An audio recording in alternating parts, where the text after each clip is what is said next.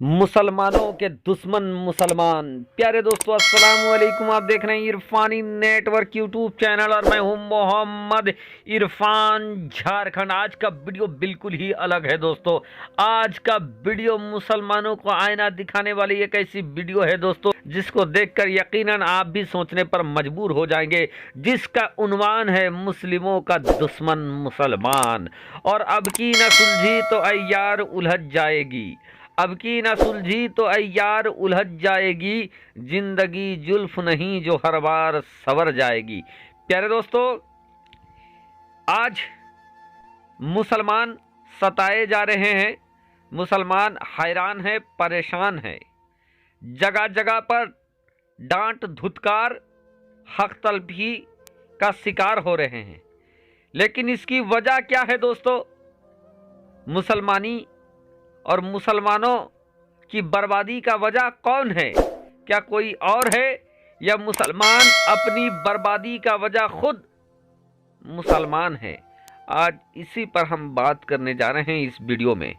प्यारे दोस्तों, आज देश के हर कोने में एक आवाज गूंजती हुई नजर आती है, जिसको बैरिस्टर असदुद्दीन ओवैसी कहा जाता है।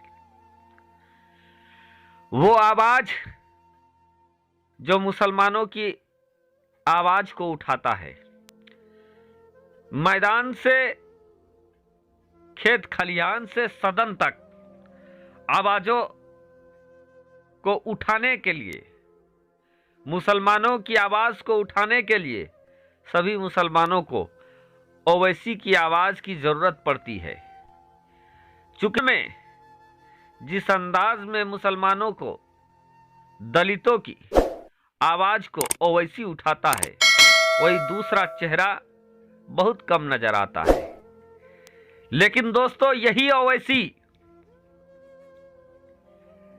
जब सदन से बाहर निकलकर किसी सूबे में जाता है, किसी प्रदेश में जाता है, तो मुसलमान हजारों की तादाद में नहीं बल्कि लाखों की तादाद में मुसलमानों देखने और सुनने के लिए ओवैसी को आ जाते हैं। लेकिन दोस्तों, मुसलमानों की सोच पे कुर्बान जाइए कि ये वही मुसलमान हैं, जब ओवैसी के हक में मतदान की बारी आती है तो ये करीब करीब ठेपा दिखाते हुए नजर आते हैं, मुंह चिढ़ाते हुए नजर आते हैं। मुसलमानों को ओवैसी की तो जरूरत है। मुसलमान ये चाहते हैं कि ओवैसी उनकी बातों को सुने, उनकी आवाज को सदन में उठाए। लेकिन मुसलमान ये नहीं चाहते हैं कि हम ओवैसी के हक में मतदान करें। वजह यह है दोस्तों, सबब यह है, और मैं इसलिए कह रहा हूं कि फिलहाल आपने देखा 7 और 8 दिसंबर को चुनावी रिजल्ट आए। दिल्ली एमसीडी चुनावी रिजल्ट आए, हिमाचल प्रदेश के रिजल्ट आए, गुजरात के रिजल्ट आए। खास करके दोस्तों, गुजरात और दिल्ली एमसीडी की मैं जिक्र करना चाहूंगा, जहां लगातार ओवैसी जहांगीरपुरी का मामला हुआ हो, तब भी ओवैसी गरजा, ओवैसी बरसा, मुसलमानों की आवाज बनने की कोशिश की, सदन तक मुसलमानों की आवाज को उठाने की कोशिश असदुद्दीन ओवैसी ने किया। गुजरात में लगातार सभाएं की, लोगों ने लाखों की तादाद में ओवैसी की आवाज को सुना और ओवैसी को आगे बढ़ा दिया। ओवैसी तो ये सोच रहे थे कि इतनी तादाद में ये मुसलमान आए हैं, हमें तो कुछ ना कुछ जरूर फायदा हो जाएगा, राजनीतिक तौर पर कुछ ना कुछ मत जरूर मिल जाएंगे। लेकिन दोस्तों, आप गुजरात की बात करें, 13 से 14 जगह पर ओवैसी ने अपने उम्मीदवार उठाए थे, जहां अच्छे खासे मुसलमान तादाद में भी है, लेकिन एक भी जगह मुसलमान ओवैसी को उतना सम्मानजनक वोट नहीं दिया। और वजह यही थी दोस्तों कि ओवैसी बिल्कुल ही करारे तौर पर हार गए। दिल्ली का मामला भी वही है दोस्तों। ओवैसी की पार्टी को दिल्ली में भी सफलता हासिल नहीं हुई उतना। यानी दोस्तों कुछ एक जगह को छोड़कर अक्सर जगह मुसलमान ओवैसी को दगा देने पे तुले हुए हैं।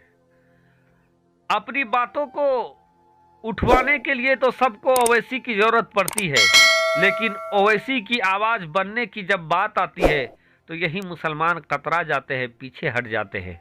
दोस्तों आज बहुमत का खेला होता है। आज जिसके पीछे जितनी तादाद होती है, आज उसकी आवाज उतनी ही प्रमुखता से सुना जाता है। चाहे सदन हो या बाहर, जिसके पीछे जितने लोग खड़े होते हैं उनकी आवाज उतनी ही प्रमुखता के साथ सुना जाता है। ये मुल्क प्रजातांत्रिक मुल्क है और यहाँ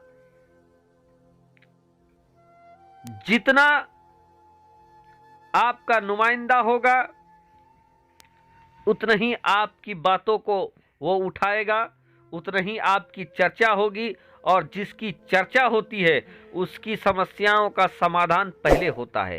अगर मुसलमानों ने दोस्तों अपने नुमाइंदे को जिताकर, मुसलमानों को जिताकर सदन में भेजा होता, आज मुसलमानों ने अपने मुस्लिम भाइयों को जिताकर संसद में भेजा होता, तो आज जो जगह जगह पर जो हम लोग देखते हैं कि बहुत सारे जगह पर दबा दिया जाता है मुसलमानों को, बहुत सारे जगह तो अच्छे पोजीशन में है लेकिन बहुत सारे जगह दबा दिया जाता है, तो ये हक तलफी नहीं होती। क्योंकि दोस्तों सदन के अंदर मुसलमानों की आवाज़ को उठाने वाला कोई नहीं है। अगर ओवैसी को छोड़ दिया जाए तो, या कुछ और गिने चुने लीडर को अगर छोड़ दिया जाए तो मुसलमानों की आवाज़ को कोई उठाने वाला ही नहीं है।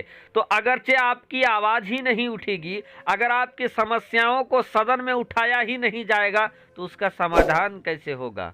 सोचिए सोचिए सोचिए, और जो आपके लिए सोच रहा है उसको मजबूत कीजिए, चाहे वो ओवैसी साहब हो या कोई और हो। जो आपके हक की लड़ाई लड़ रहा है आप उसके पीछे खड़ा होइए, आप उसके हाथों को मजबूत कीजिए, नहीं तो आप इसी तरीके से लुटते पिटते रहोगे लेकिन आपकी चर्चा तक नहीं होगी। और इसीलिए तो किसी ने क्या खूब कहा है, वो कत्ल भी करते हैं तो चर्चा नहीं होता, वो कत्ल भी करते हैं तो चर्चा नहीं होता, हम उफ भी करते हैं तो हो जाते हैं बदनाम। दोस्तों अब आपको क्या करना है ये आपकी राय है, और अपनों की दगाबाजी ठीक नहीं होती है।